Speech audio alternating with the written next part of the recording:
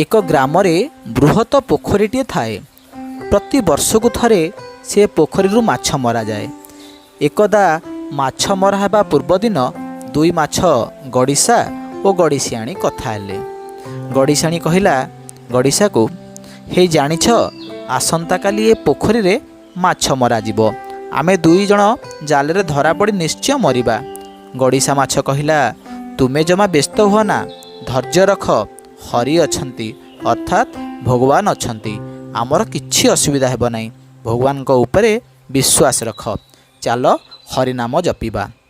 तापर दिन सकाळू उक्त पोखरी माछ मरा कार्य आरंभ होला। केउटर प्रथम जाल पकारे दुई माछ गड़िशा और गड़िशियाणी पड़िले।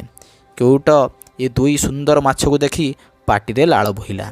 से सांगे सांगे दुई माछ को धरी घर को गला एवं केउटन को कहिला, जल्दी याकू काटिकी भाजिकी रख, मु आसिले पखाळ खाइबी। केउटुणी दांड पिंडारे पनिकेटी को आनी रखिला एवं दुई माछ को तारी पाखे रखिला।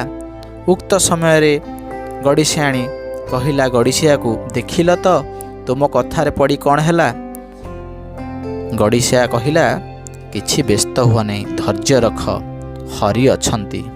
तापरे गड़िशा को धरी केउटुणी जेतेबेले काटिबा पाई बाहरिला, हठात जेहेतु गड़िशा माछटी नाଳर स्वभाव रही थाए, केउटुणी हाथरू छिटकी टिके दूरे रे पड़िला एवं केउटुणी भाबिला, मु जाउछि पाउंस टिके आनिबी एवं हाथ रे लगेबी, तेबे आराम रे दुई माछ को काटी पारिबी। एवं जेतेबेले केउटुणी पाउंस आनिया को जाई थाए, आकाशरू एक चिलो आसी गड़िशा और गड़िशियाणी को दुई माछ को तार दुई गोड़े जाबी धरी आकाश को उड़ीगला। पुनश्च से समय रे गड़िशियाणी कहिला, देखिल तो तुम कथारे पड़ी कौन हैला? मुहूर्तक भितरे पनिकीरे दिखंड होई मृत्युवरण करिथान्ते, से कष्ट एई क्षणी अनुभव ही थांता।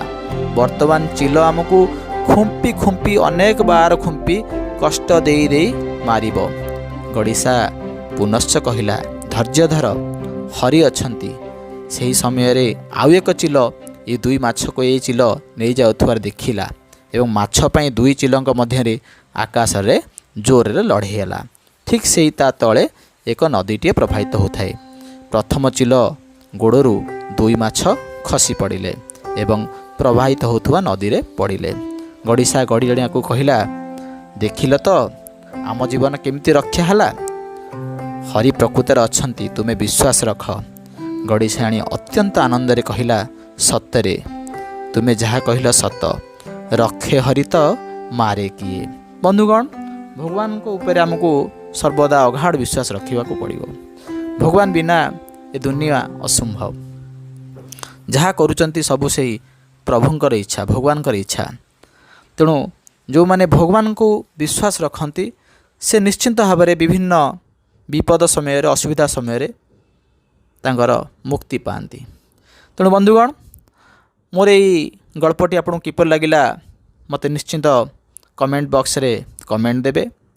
मोर यूट्यूब चैनल को सब्सक्राइब करंतु, मोर फेसबुक पेज टी को लाइक करंतु। नमस्कार, विकास कुमार साहू।